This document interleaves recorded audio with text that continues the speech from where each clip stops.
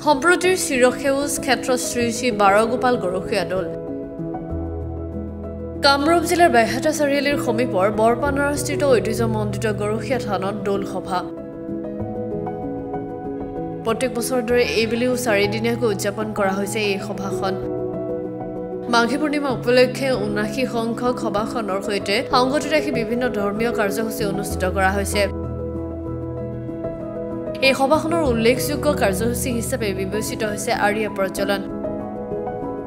কেইবা শতাধিক আৰিয়াৰ আলোকৰে উজ্বলি উঠিল থানৰ চৌহদ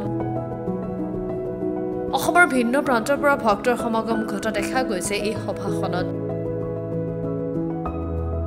শ্ৰী শ্ৰী বাৰগোপাল গৰখীয়া দৌল সভা চলি আছে 19 সংখ্যক দৌল সভা এইখন এখন অতি মহত্বপূৰ্ণ আৰু খুব পুৰণি ধৰ্মানুষ্ঠান এই ইয়াত প্ৰতি বছৰে মাঘৰ পূৰ্ণিমাত আমাৰ আৰিয়া প্ৰজ্বলন হয় পিছদিনা হোম হয় তাৰপিছত ভাগৱতৰ অনুষ্ঠান হয় এনেদৰে আমাৰ 19 সংখ্যক সভা চলি আছে এতিয়া আৰু আজি আপোনালোকে দেখা পাইছে ইয়াত আজি এক আধ্যাত্মিক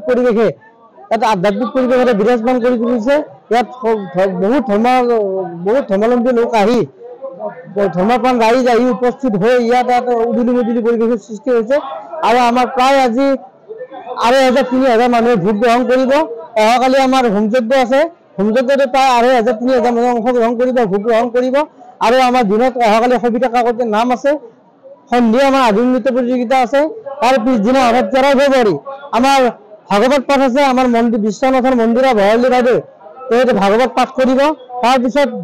আবেলি 3 বজাত ডালিমী বাতৰি আৰু মিণ্টি বেজবৰাৰ নাম আছে আৰু তাৰ পিছদিনা 14 ফেব্ৰুৱাৰীত দিনৰ 12 বজাত আমাৰ কৰিশ্মানাথৰ নাম আৰু ৰাতি আমাৰ সাংস্কৃতিক সন্ধিয়া আছে শ্ৰী শ্ৰী বাৰগোপাল গৰখীয়া দৌল থান বৰপনাত অৱস্থিত এইবাৰ আমাৰ 79 সংখ্যক মাঘী পূৰ্ণিমা সভা আৰম্ভ হৈ আছে চলি আছে আজি প্ৰথম দিনা আৰু এই প্ৰথম দিনা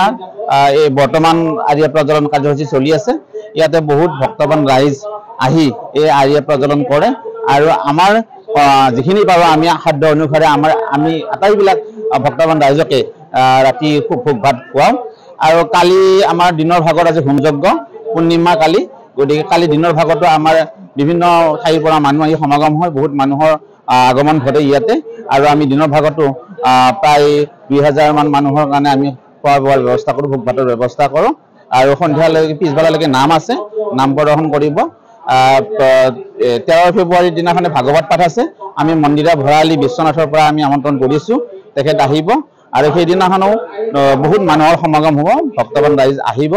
আৰু সন্ধিয়ালৈকে নাগাৰা নাম আছে আৰু 14 ফেব্ৰুৱাৰীত আমাৰ দিনৰ ভাগত প্ৰতিযোগিতা আছে আৰু ৰাতি আমাৰ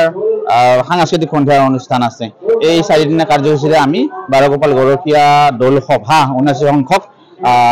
সভাৰ আমি আয়োজন কৰিছোঁ বাইহাটা চাৰিআলিৰ পৰা বিজিত দাসৰ ৰিপৰ্ট গ্লোবেল এণ্ড 24/7